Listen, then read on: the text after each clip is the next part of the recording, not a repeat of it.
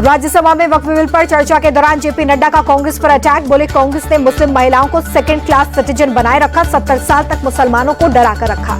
नड्डा बोले कि वक्फ बिल पर कुछ लोग गुमराह कर रहे हैं, विपक्ष के पास तथ्य नहीं, इसलिए झूठे नैरेटिव फैला रहा है। ये बिल देश और मुसलमानों के हित में। विपक्ष को नड्डा की नसीहत, कहा वोट बैंक पॉलिटिक्स से ऊपर सोचें, इसी डर से यूपीए ने मुस्लिम हित के काम रोके, हम बयानबाजी नहीं काम करके दिखाते हैं। नड्डा बोले कि बिल पर चर्चा को भटका रहा है विपक्ष, किसी को इसमें बिहार चुनाव दिख रहा है तो किसी को केरल का सिनेमा। देश में किसी को किसी कलर में ना देखें, हम जो कर रहे हैं वो इतिहास में याद रखा जाएगा। राज्यसभा में अमित शाह ने विपक्ष को लताड़ा। बोले वक्फ जमीन का मामला बिल को लेकर विपक्ष भ्रम न फैलाए।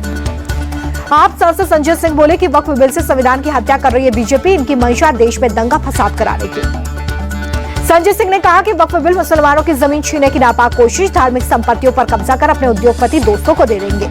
संजय सिंह के आरोपों पर किरण रिजिजू का पलटवार। बोले संजय सिंह ने तर्कहीन बात की, ये लोग भ्रम फैलाकर देश के मुसलमानों को भड़का रहे हैं। राज्यसभा में चर्चा के दौरान आरजेडी सांसद मनोज झा बोले कि ये बिल असंवैधानिक, कुछ समुदाय को हाशिए पर धकेला जा रहा है। मनोज झा बोले कि मुसलमानों को लेकर बीजेपी की इंटेंट कंटेंट खराब, हिंदू मुसलमानों को साथ रहने की आदत है, बीजेपी दोनों को अलग कर रही है। मनोज झा का बीजेपी पर बड़ा अटैक। बोले आज देश का माहौल ठीक नहीं, बुलडोजर कार्रवाई को कानूनी किया जा रहा है, क्या सभी प्रयोग मुसलमानों पर ही होंगे?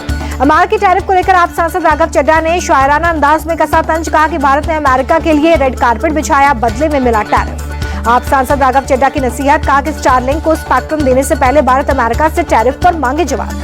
वक्फ बिल पर बीजेपी सांसद मनोज तिवारी का बयान।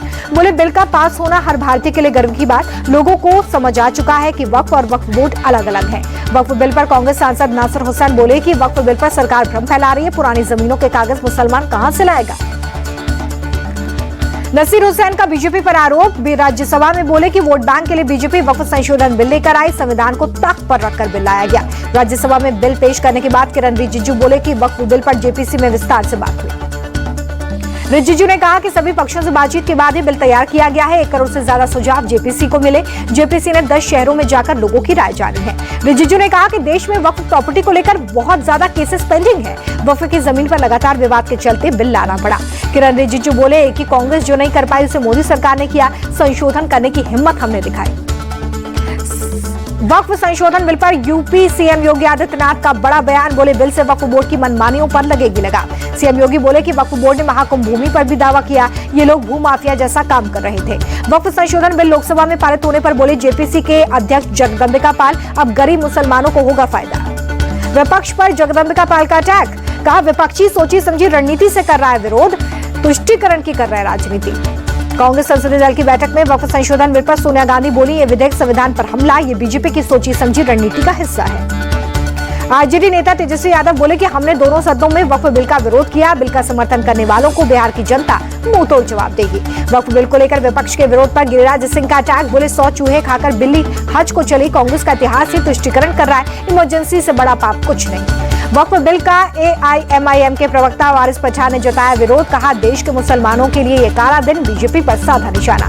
अखिलेश यादव का बीजेपी पर अटैक। ट्विटर पोस्ट में लिखा, बीजेपी हमेशा अपनी नाकामी छुपाने के लिए नया बिल लाती है, वक्फ बिल पर भी असली मुद्दों से ध्यान भटकाने के लिए। अखिलेश बोले कि वक्फ बिल के पीछे ना तो सरकार की नीति सही है और ना ही नीयत, ये करोड़ों लोगों से उनके घर और दुकान छीनने की साजिश। अखिलेश ने कहा कि बिल से मुसलमानों का संवैधानिक अधिकार छिनेगा, इस जमीन कब्जाने का रास्ता खोलेगा। इस बिल से देश की पंथ निरपेक्ष छवि को धक्का लगेगा।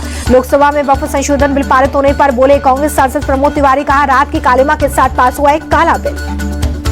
कांग्रेस सांसद इमरान मसूद का बयान। कहा इसके खिलाफ अदालत में लड़ेंगे लड़ाई, बिल से मुस्लिम समुदाय और वक्फ दोनों को नुकसान। वक्फ संशोधन बिल पर कांग्रेस सांसद राजा वडिंग का बयान। बोले वक्फ बिल में संशोधन सही नहीं, ये सरकार देश तोड़ने का काम कर रही है। वक्फ संशोधन बिल पर सपा नेता अबू आजमी बोले कि बिल मुसलमानों के खिलाफ है, सड़क पर उतरना चाहिए। संसद परिसर में वक्फ संशोधन बिल के खिलाफ डीएमके सांसदों का प्रदर्शन, काले कपड़े पहनकर जताया विरोध। डीएमके कार्यकर्ताओं का प्रदर्शन, संशोधन बिल को लेकर किया विरोध। वक्फ बिल के खिलाफ सुप्रीम कोर्ट जाएगी डीएमके, तमिलनाडु के सीएम एम के स्टालिन ने किया ऐलान। वक्फ संशोधन बिल को लेकर उद्धव ठाकरे बोले कि वक्फ की जमीन पर बीजेपी की नजर, सरकार को सभी को साथ लेकर चलना चाहिए। उद्धव ने कहा कि मुसलमानों पर बीजेपी से इतना प्रेम देखना बहुत ही अलग बात है, जिन्ना को भी इस पर शर्म आ जाएगी। इतना प्रेम दिखा रहे हैं तो क्या बीजेपी ने हिंदुत्व छोड़ दिया है? वक्फ बिल पर उद्धव गुट के विरोध को लेकर एकनाथ शिंदे का अटैक। बोले कि उद्धव का विरोध दुर्भाग्यपूर्ण है, उन्होंने बाला साहब की विचारधारा त्याग दी है। शिंदे बोले कि उद्धव की पार्टी का असली चेहरा जनता के सामने आ चुका है। चुनाव में जनता उद्धव ठाकरे को सबक सिखाएगी। वक्फ बिल पर अमित शाह के बयान पर शिवसेना यूबीटी नेता संजय राउत की प्रतिक्रिया। कहा, सरकार ये बिल जमीन में घपले के लिए लाई है। शिया धर्मगुरु मौलाना कल्बे बोले कि वक्फ इस्लाम धर्म का ही एक हिस्सा है, सरकार वक्फ के मैनेजमेंट में दखल ना दे। वक्फ बिल पर मौलाना फिरंगी महली का बयान। का जेडीयू टीडीपी से बिल के विरोध की उम्मीद थी, उन्होंने विरोध नहीं किया। लोकसभा में वक्फ संशोधन विधेयक पारित होने पर भारतीय सूफी फाउंडेशन के राष्ट्रीय अध्यक्ष कशिश वारसी बोले कि विधेयक पारित होने पर सरकार को बधाई। शिया वक्फ बोर्ड के चेयरमैन सैयद अफजल अब्बास ने बिल का विरोध किया। कहा, जल्दबाजी में लाया गया बिल, सरकार की ओर से कही गई बातों से मुसलमान समाज सहमत नहीं। वक्फ बिल पर शिंदे गुट के दीपक केसरकर ने पीएम मोदी की तारीफ की। कहा कि पीएम मोदी ने गरीब से गरीब मुसलमानों की मदद करने की कोशिश की है। ओवैसी पर उत्तराखंड वक्फ बोर्ड के अध्यक्ष शादाब शम्स का पलटवार। बोले, ओवैसी मुसलमानों को बरगला रहे, बिल को फाड़ना संविधान का अपमान है। शादाब बोले कि जो लोग बिल का विरोध कर रहे हैं वो डरे हुए हैं, विरोधियों को खुद की संपत्ति जाने का भी डर है। वक्फ संशोधन बिल को लेकर बीजेपी नेता शहनवाज हुसैन बोले कि वक्फ बिल के पास होने पर मुसलमानों में खुशी, विपक्ष ने गुमराह करने का प्रयास किया। वक्फ बिल पर छत्तीसगढ़ के मुख्यमंत्री विष्णुदेव साय बोले कि वक्फ संशोधन बिल से देश के मुसलमानों को फायदा होगा। आरजेडी विधायक भाई वीरेंद्र ने बीजेपी को निशाने पर लिया। बोले, बीजेपी सबका विकास चाहती है तो वक्फ पर भी संशोधन बिल क्यों लाई? मंदिर और मठ की जमीन को लेकर भी कानून लाए। वक्फ संशोधन बिल को लेकर बीजेपी नेता बृजभूषण सिंह का बयान। बिल से किसी को कोई नुकसान नहीं होगा, विपक्ष हर विषय पर राजनीति करता है। वक्फ बिल को लेकर दिल्ली पुलिस अलर्ट, जामिया इलाके में निकाला फ्लैग मार्च, ड्रोन से निगरानी। वक्फ बिल को लेकर इटावा में एक्शन में पुलिस, सुरक्षा व्यवस्था को लेकर फ्लैग मार्च, सीसीटीवी और ड्रोन के जरिए रखी जा रही है नजर। लोकसभा में राहुल गांधी ने चीन का मुद्दा उठाया। बोले, भारत की जमीन पर चीन का कब्जा, हमें अपनी जमीन वापस मिलनी चाहिए। राहुल गांधी बोले कि हमारी जमीन पर चीन का कब्जा क्यों है? चीन के मुद्दे पर सरकार क्या कर रही है? राहुल गांधी के बयान पर बीजेपी ने किया पलटवार। अनुराग ठाकुर बोले कि राहुल के आरोप झूठे हैं, चीन ने भारत की 1 इंच जमीन पर भी कब्जा नहीं किया है। राहुल गांधी का नाम लिए बिना अनुराग ठाकुर का अटैक। बोले, ये वही लोग हैं जो डोकलाम की घटना के समय चीनी अधिकारियों के साथ चाइनीज सूप पी रहे थे। राहुल गांधी ने लोकसभा में अमेरिकी टैरिफ का मुद्दा उठाया। बोले, अमेरिका के टैरिफ लगाने से भारत की अर्थव्यवस्था पर असर पड़ेगा, सरकार स्पष्ट करे कि वो इस मामले में क्या कर रही है। अमेरिका के इस रेसिप्रोकल टैरिफ लगाने पर कांग्रेस अध्यक्ष खड़गे बोले कि मोदी और ट्रंप की दोस्ती से पता चलता है कि अमेरिका एक व्यापारी है जिसके व्यापार में हमारा देश फंस चुका है। खड़गे पर अनुराग ठाकुर के आरोपों पर राज्यसभा में हंगामा। खड़गे बोले कि अनुराग ने आरोप लगाकर स्वाभिमान को ठेस पहुंचाई, माफी मांगे। खड़गे बोले कि अनुराग ठाकुर आरोपों को साबित करें, मेरी भावनाओं को आहत किया। अनुराग ने कर्नाटक के घोटाले में खड़गे का नाम दिया था। राज्यसभा में खड़गे बोले कि मेरे पास वक्फ की 1 इंच भी जमीन नहीं है, मेरे ऊपर बेबुनियाद आरोप लगाए गए। खड़गे ने कहा कि अनुराग ठाकुर आरोपों को सिद्ध करे, नहीं तो इस्तीफा दे। अगर आरोप साबित हुए तो मैं इस्तीफा दे दूंगा। बैंकॉक में थाईलैंड के प्रधानमंत्री से मिले पीएम मोदी। दोनों नेताओं के बीच में मुलाकात में भारत और थाईलैंड के बीच में एमओयू का आदान प्रदान। पीएम मोदी ने थाईलैंड में भूकंप से हुई जनहानि के लिए व्यक्त की संवेदना। कहा, भारत और थाईलैंड के बीच में सदियों पुराने संबंध। पीएम मोदी ने कहा कि बौद्ध धर्म के प्रसार से भारत और थाईलैंड को जोड़ा है। रामायण की कथा थाई लोगों के जीवन में रची बसी है।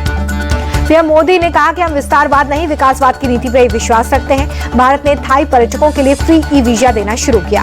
बैंकॉक में पीएम मोदी को गार्ड ऑफ ऑनर दिया गया। 2 दिन के थाईलैंड दौरे पर पीएम मोदी का एयरपोर्ट पर जोरदार स्वागत किया गया है। बिम्स्टेक शिखर सम्मेलन में लेंगे हिस्सा। बैंकॉक के होटल पहुंचे पीएम मोदी, भारतीय समुदाय ने किया स्वागत। पीएम मोदी ने बैंकॉक में रामायण के थाई संस्करण को देखा। प्रधानमंत्री के साथ एनएसए अजीत डोभाल मौजूद रहे। दिल्ली दौरे पर कर्नाटक सीएम सिद्धरामैया, राहुल गांधी से मुलाकात, कई मुद्दों पर बातचीत। सुप्रीम कोर्ट के जज संपत्ति का ब्यौरा सार्वजनिक करेंगे, जानकारी वेबसाइट पर अपलोड की जाएगी। पश्चिम बंगाल शिक्षक भर्ती घोटाले में सुप्रीम कोर्ट ने सुनाया फैसला। हाईकोर्ट के फैसले को बताया सही, ममता सरकार की याचिका खारिज कर दी। सुप्रीम कोर्ट ने कहा कि नियुक्तियों में धोखाधड़ी और जालसाजी हुई है, पूरी प्रक्रिया से विश्वसनीयता खत्म हुई। फिलहाल सीबीआई जांच जारी रखेगी। श्री कृष्ण जन्मभूमि शाही ईदगाह मामला, इलाहाबाद हाईकोर्ट ने 6 मई को अगली सुनवाई के लिए कहा। हिंदू पक्ष की 18 याचिकाओं पर चल रही है हियरिंग। सीएम योगी ने वाराणसी में अधिकारियों और जनप्रतिनिधियों के साथ की बैठक। 11 अप्रैल को प्रधानमंत्री के कार्यक्रम को लेकर चर्चा। वाराणसी के कश्मीरीगंज में सीएम योगी ने राम जानकी मंदिर की आधारशिला रखी, विधि विधान से पूजा अर्चना। सीएम योगी काशी विश्वनाथ मंदिर में पूजा अर्चना करते नजर आए। विधि विधान से पूजा अर्चना कर बाबा विश्वनाथ का आशीर्वाद दिया। मथुरा में अवैध कॉलोनी के खिलाफ कार्रवाई, नगर निगम ने अतिक्रमण पर चलाया बुलडोजर। अयोध्या में कूड़े के ढेर में लगी आग, दमकल की गाड़ियों ने आग को काबू में लिया। लखनऊ के अलीगंज में ट्रांसफार्मर में आग, इलाके में अफरा तफरी। यूपी के पीलीभीत में सराफा बाजार में दुकान में लगी आग, लाखों का माल जलकर खाक। गाजियाबाद में ट्रांसफार्मर के गोदाम में भीषण आग, दमकल विभाग ने कड़ी मशक्कत के बाद आग को काबू में लिया।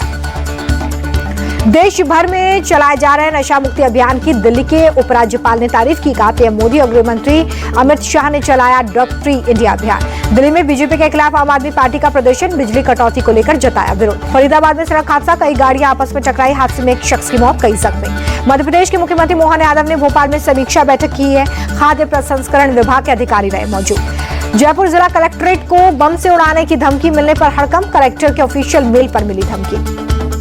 एमपी के भिंड में हाउसिंग कॉलोनी स्थित दुकान में लगी आग, लाखों का माल जलकर खाक। बढ़ती गर्मी से राहत के लिए तमिलनाडु के तिरुचिरापल्ली में हाथियों के लिए खास इंतजाम, शॉवर बाथ, बड बाथ और स्विमिंग पूल की व्यवस्था, खाने का भी रखा जा रहा है ख्याल। रामनवमी से पहले रोशनी से जगमग हुई अयोध्या नगरी, मंदिर चौक चौराहों पर लगाई गई लाइट्स। इंटेलिजेंस ब्यूरो चीफ तपन डे का अयोध्या पहुंचे, हनुमानगढ़ी में पूजा अर्चना की। पंजाब के गुरदासपुर में नशे के खिलाफ पैदल मार्च, राज्यपाल गुलाब चंद कटारिया ने हरी झंडी दिखाई। बेंगलुरु में अचानक बदला मौसम का मिजाज, शहर के कई हिस्सों में बारिश।